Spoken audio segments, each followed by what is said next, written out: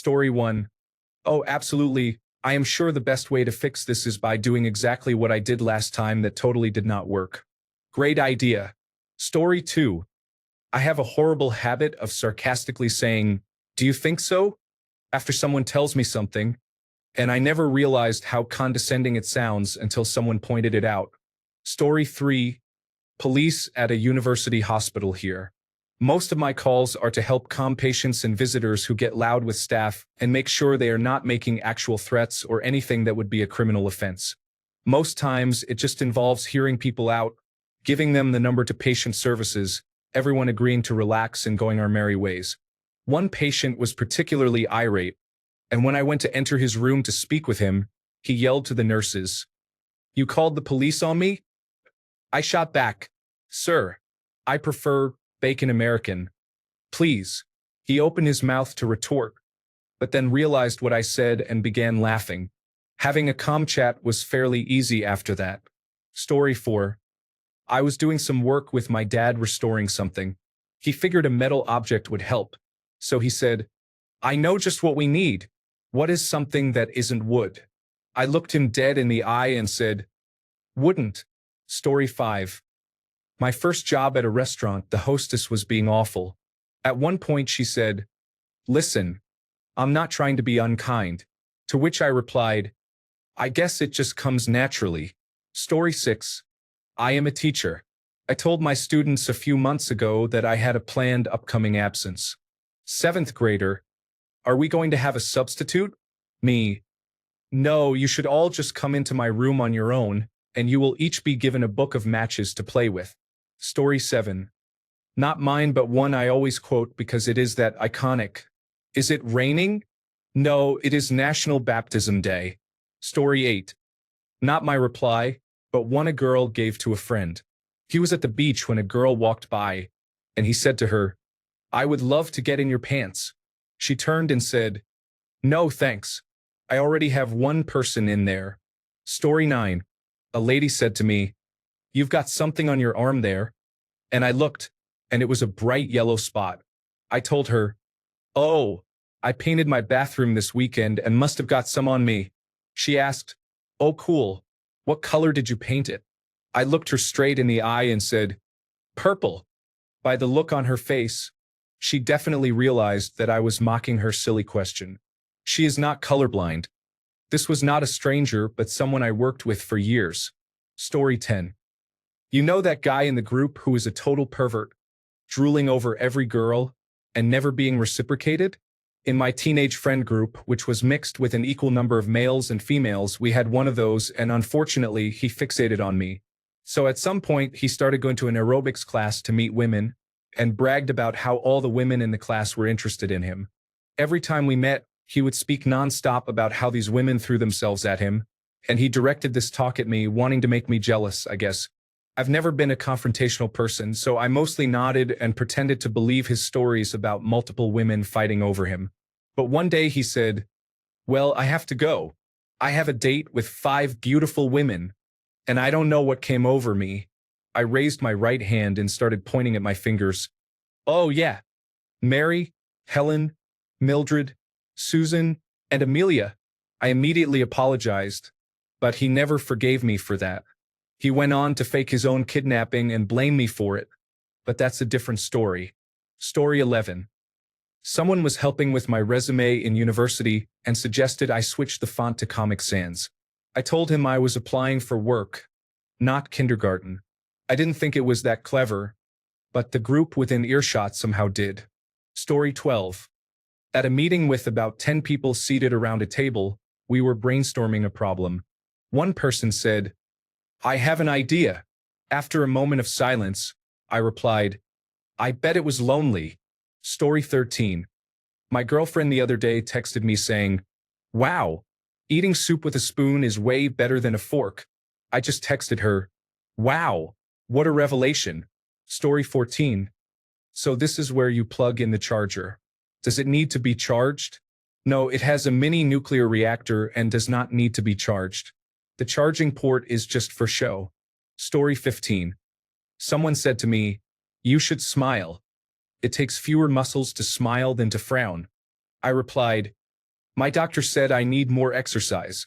Story 16. I sometimes reference the Muppets movie to my wife by saying, "Oh, may I?" when she tells me to do something. She wanted me to add that she always rolls her eyes when I do this. Story 17. Wow, those are certainly all words. I am proud of you. Maybe one day you will line them up into a coherent thought. Story 18.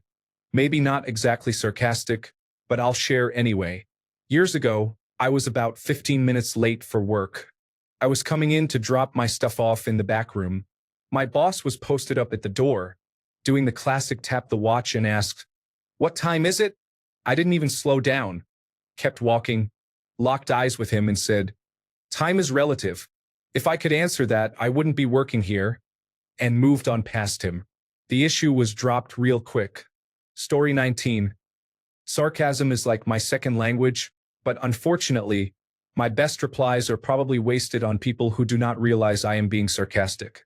Story 20. Working in a job with flexible hours, I turned up later than usual one morning. A colleague said, "What time do you call this?" I checked my watch and replied, "I make it you're not my boss o'clock." Story 21. In Catholic junior high, I answered, "Do you have enough for everyone?" with, "But that would be communism." They didn't see my comedic vision. Story 22. When I was working a retail job, a customer asked me a question. Cannot remember what it was. I replied, and they said that it was a stupid answer. I told them that it went with the question. They did not like it. My boss laughed. Story 23. No one person could be as uninformed as you. You must be two people. This was said to my high school history teacher. He was a large, foolish man who was only a teacher because that was the only way he could qualify to be the football coach. He literally spelled tobacco as tobacco. I was sent to the assistant principal's office. It was very clear he was trying not to laugh. Good times. Story 24. Not me, but my teacher. Back in my second year of high school, before every single student had a smartphone to take pictures, there was this other student in my class who did not pay attention at all. One day, our chemistry teacher had said at least 5 times that whatever he was writing on the blackboard was to be copied since it was for us to study for an upcoming exam. To no one's surprise, this student had been doing nothing at all, making noise, and then he dared to interrupt to ask, "Mr. Chemistry, do we have to copy?" To which he replied, "No, imbecile, you take the blackboard with you." Story 25. After I was first diagnosed with cancer, I had a doctor's appointment. Doctor, "Hey, how are you doing?" Me, "Besides the cancer, you mean?" I didn't plan on it. It just happened. Story 26. Boss, does everyone understand this new policy moving forward? Me, "This meeting could have been an email." Story 27. Lady, "This cart doesn't work." Me, "Cart boy at the grocery store, so get another one. They have the locking wheels. They lock. People keep pushing them so they break." Story 28. I stopped at a store on the way to work and tested a fragrance. A few minutes later, I arrived at work, and my boss said, "Wow, did you bathe in cologne? You smell like a male escort." I replied, "Boss, how do you know what a male escort smells like?" Story 29. I had a very close friend who confessed her feelings for me after 7 years of being friends. I actually thought she was joking because our friendship involves a lot of playful teasing. I chuckled and said, "Yes, there is no way I can be attracted to you by looking at your face." Her reaction made me realize this was not a joking moment. Regardless, we are still friends and I continue to tease her about it even now. Story 30. Yes, of course. I will get right on that immediately, in a loud English butler-type accent, then ignoring them and going on with what I am doing. Works 90% of the time. Story 31. Most of my replies are pretty sarcastic. I try hard to keep it in check, but my mom and dad are both sarcastic people, so my sisters and I are all quite sarcastic. Story 32. I was a patrol supervisor in a small city. I heard an accident call go out at a big intersection on a main thoroughfare with 5 lanes of traffic. I was the first one to arrive, and it was an utter disaster. multiple vehicles, personal injuries, and all 5 lanes blocked. Thankfully, some medical personnel had already arrived and were tending to the injured as I started directing traffic. I had to turn traffic around because there was literally no way through, and traffic was heavy. Amidst this chaos, someone in a pickup pulled up near me as I was directing traffic in the middle of the road, trying to coordinate other officers to respond, dealing with bystanders, calling for tow trucks, and more medical personnel.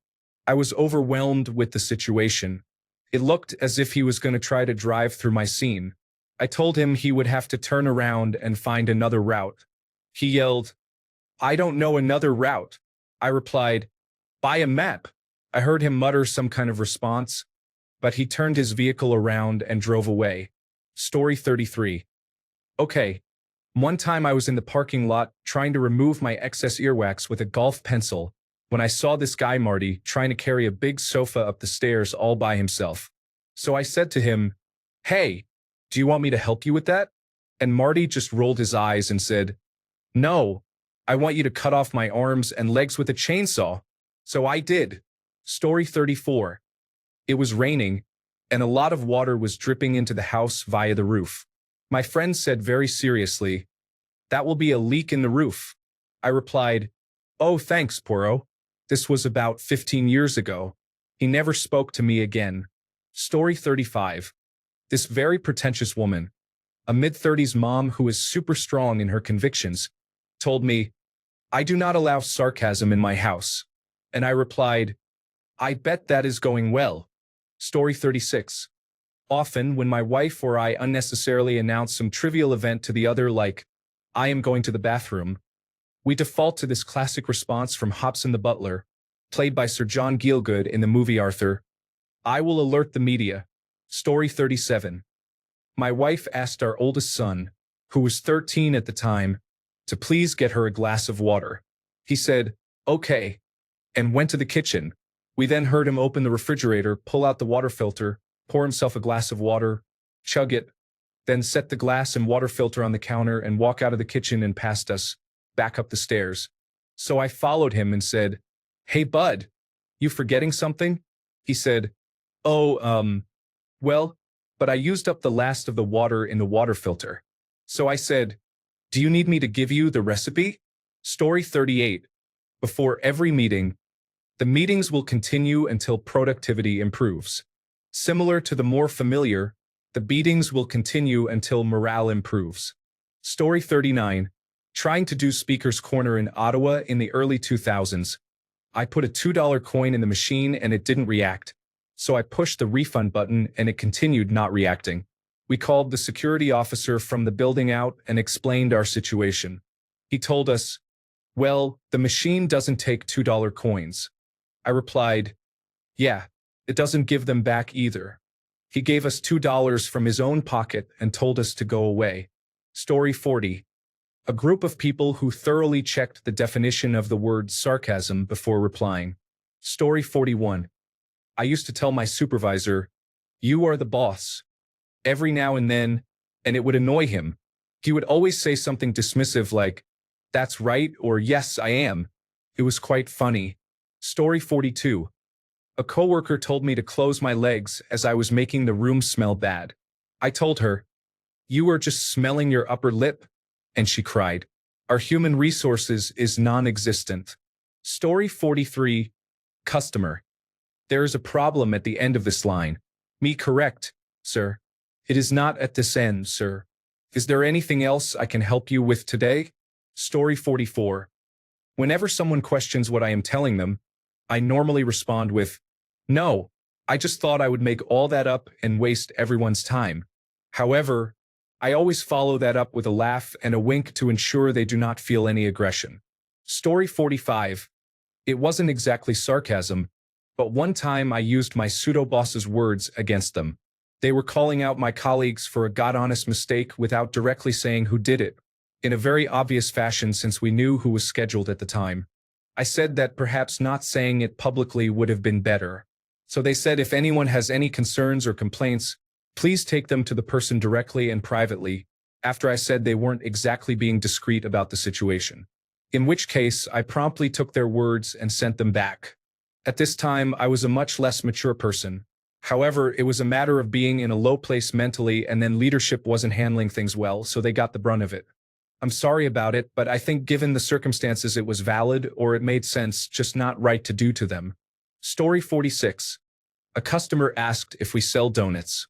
I worked at Dunkin' Donuts. I replied, "No, I don't think so. Ask again, never." Story 47. Oh, probably something like, "Wow, you must be exhausted from all that hard work." When someone was blatantly slacking, the look I got was priceless. Story 48. I was invited to a sort of ex-boyfriend's wedding. I queried why I was invited since we don't really stay in touch and I have made it clear that I don't really like him that much. He said, "Well, don't show up then. I thought it was only fair to show up to at least one of your weddings." Story 49. My coworker was in our work cafeteria when one of the cooks dropped a big pot of soup. It spilled and went everywhere. My coworker blurted out, "Damn, what are you doing?" To which the cook replied, "Minding my own business, what about you?" Story 50. At work at my grounds job at a country club. We are mulching the bushes and flower beds. One guy who believes he is a good groundskeeper is with us. I leave him and another seasonal worker to mulch one end of the bed while we do the other. I come over to check on him, and his mulch is thin with bare spots. I begin to instruct him on how to do it, and he says, "I know how to mulch." My response, "Oh, do you? That bare spot is fine, that thin spot is fine, that bare spot is fine. Oh, it's perfectly fine you didn't mulch the back of the bushes. This spot is fine. That spot is fine. This looks fantastic here," I say, pointing at a large area that is just bare dirt about 2 feet across. Story 51. The teacher was telling a long, boring lesson about the development of babies when he ended with, "And after 6 months, a major change in the life of a baby happens. Does anyone know what it is?" Without waiting a beat, I answered, "Their teeth are breaking through." Story 52. Really? It's a great way to get them to explain while you ignore them or completely laugh your head off over their absolute insanity. Story 53. Frenemy. It is good to see you again, buddy. My reply is, if you were on life support, I would unplug you to charge my phone. Story 54. I was in college, playing chess with a local resident who worked at Burger King. I said I had to leave to go study, and he was giving me a hard time. "Why would you go study? Studying is lame." I responded, "Mostly because I don't want to work at Burger King." He looked pretty hurt, and I still feel kind of bad about it. Story 55. I had just opened the bar for the afternoon when the first person through the door was an old woman delivering 2 phone books wrapped in a plastic bag. This probably happened in 2012 or so. Smartphones existed. I do not know what came over me. I was probably hungover. I cannot justify it, but for some reason, without thinking, I said to her, "Ah, yes, I would be happy to throw those out for you." She looked at me justifiably, as if I had just killed her dog. She simply turned and left. The one other person working looked at me and said, "What on earth, dude?" I do not know what came over me. I feel like quite a douchebag, as they say. Story 56. I fell off the counter at my job many years ago, without injuries. It was the only way to get something off the top of the cabinet. The other person in the room asked if I fell. No, Tinkerbell sprinkled me with pixie dust, and my happy thought didn't hold out. Story 57. It was to my buddy when we were drinking. I don't even remember what the question was specifically. It was something about how an upcoming event would go.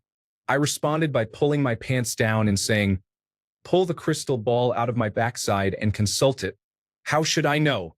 Not to toot my own horn, but it was pretty funny. Story 58. My new supervisor was difficult to everyone, especially me, to the point that our manager had spoken to her about improving her behavior.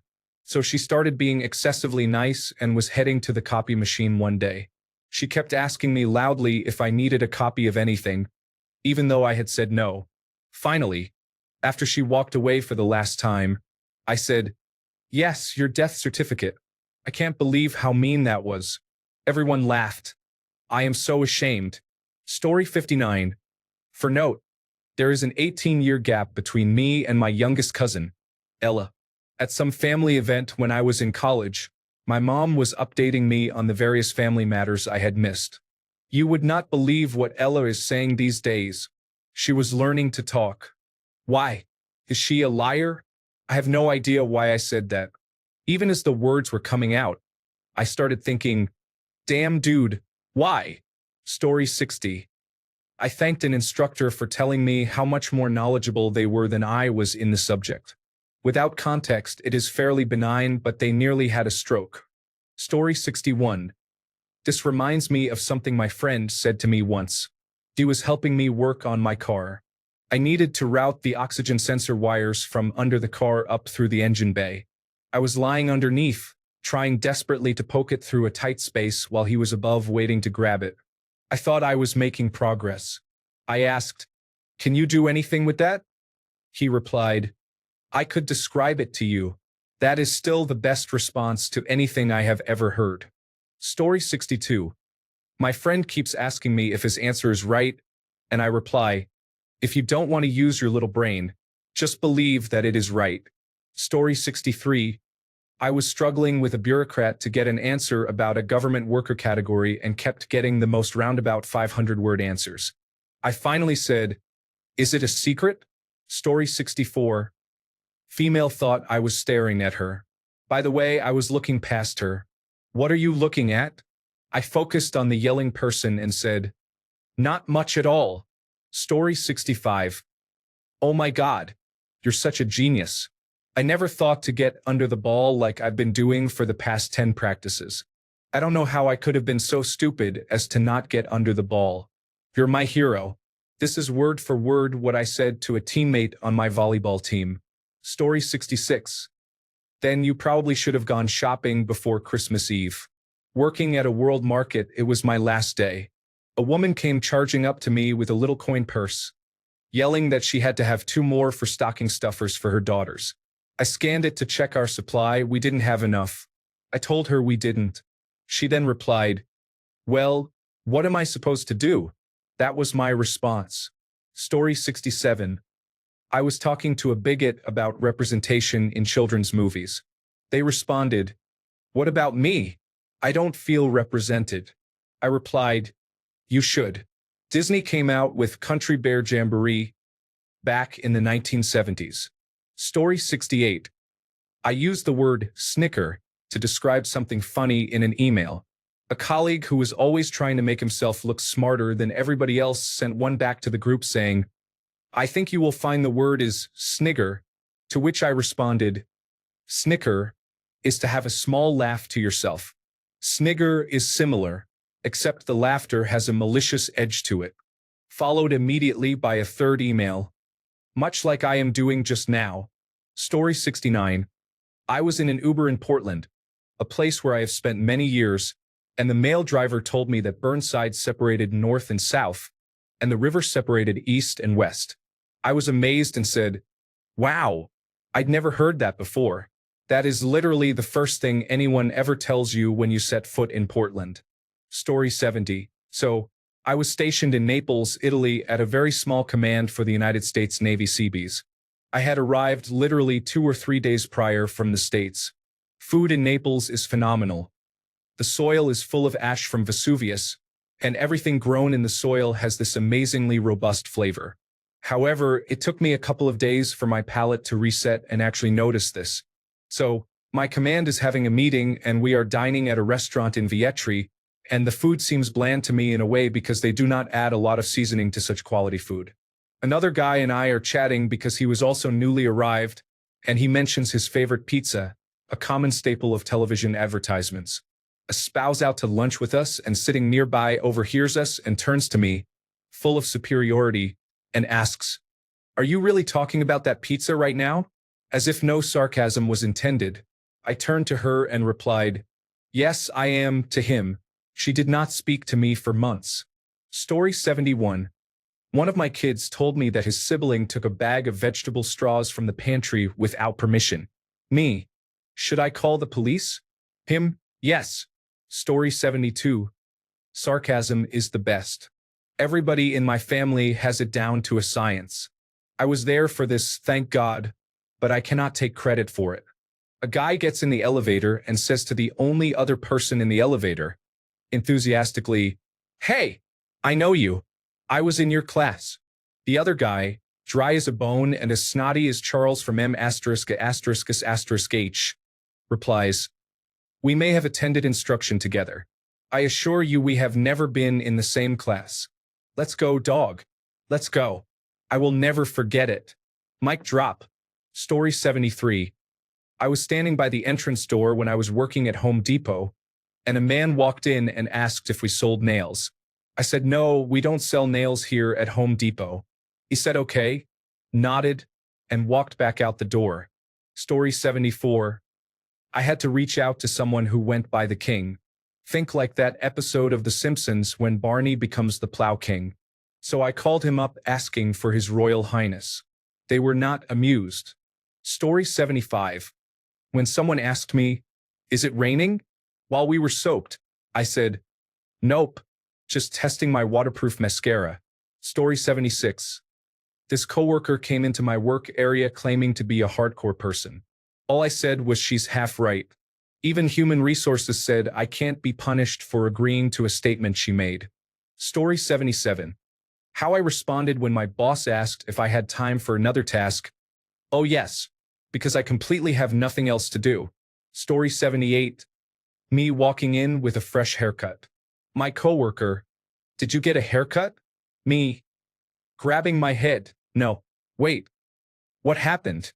Story 79. Back in grade school, a teacher asked, "Is that your lunchbox?" And I responded, "No, I stole it." She actually believed me and sent me to the guidance office. Story 80. I dish out a lot of sarcasm, so when you hit the double level of sarcasm with someone already expecting some, the look on their face just mirrors the state of total confusion and mental processing. Momentarily, it's pure bliss, I tell you. Story 81. Please pray that the dumbest person in the world does not die. I would feel terrible if you were to ascend the throne. Story 82. I'm ready to go to jail for mine. Yeah, because that is going to help your little Brady Bunch so much. Story 83. Yes, sir, I agree. It is somehow your neighbor's fault that the keyboard you bought, PlayStation 2, doesn't fit your laptop, Universal Serial Bus. Story 84. I have a full sarcastic mood I follow my whole day. I didn't realize how bad it is until someone told me that literally every word I say has at least 1 to 2 insults in a sarcastic way.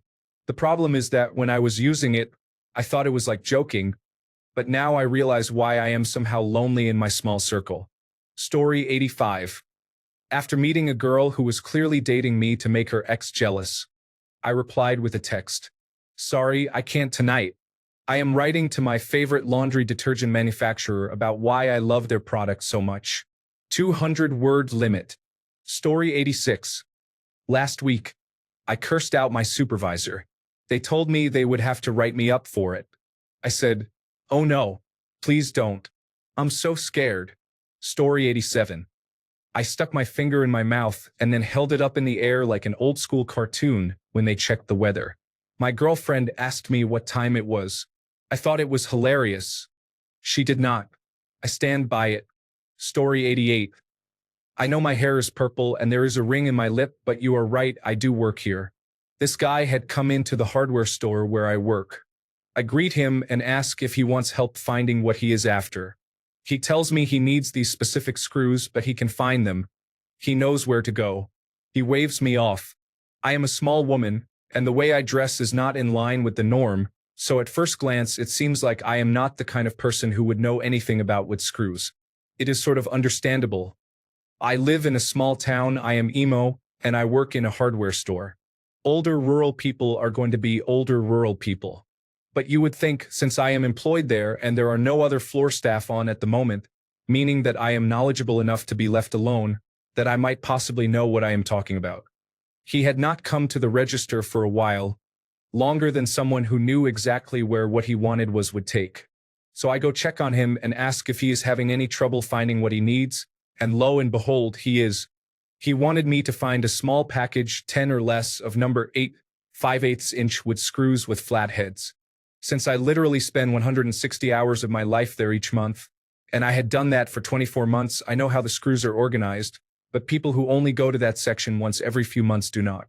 So I reach up and grab this man a package of 10, number 8, 5/8 inch long, flat-headed wood screws. I find them very quickly because I work here. He says, "No, no, no, that is not it." He does not even look at what I am holding because I have a feminine appearance and look different. Plus, I found the item in 10 seconds, while he could not find it in 10 minutes. Obviously, I am stupid and wrong.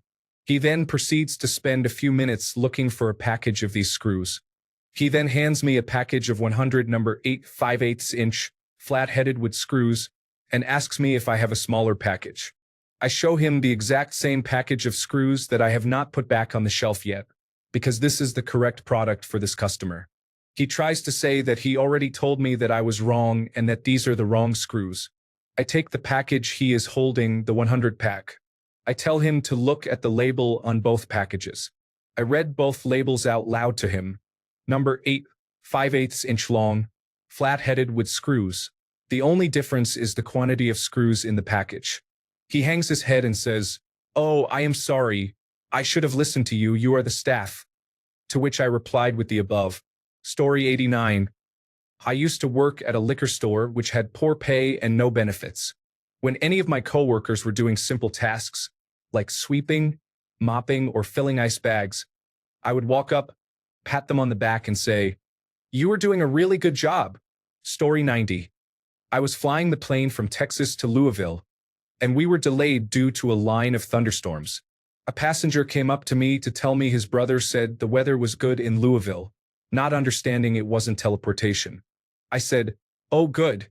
Let's go," to my first officer, and we went down the jet bridge and hung out in the plane, drinking a soda. Respect to my first officer for going along with the joke. Story 91. More reaction than reply. My mom got into quilting for a bit and had a rotary cutter. It is essentially a round razor blade. Anyway, I am about 5 years old and have my hand on the cutting mat, and my brother is jokingly pushing the rotary cutter closer and closer to me until he acceptably made contact. I looked down at the blood welling up from the wound, looked at my brother, and said, "Oh, thanks a lot, Aaron." 3 stitches later, I was fine. The family still laughs about it. Thanks a bunch for sticking around till the end of the video. Remember to subscribe, and until next time, stay awesome and goodbye.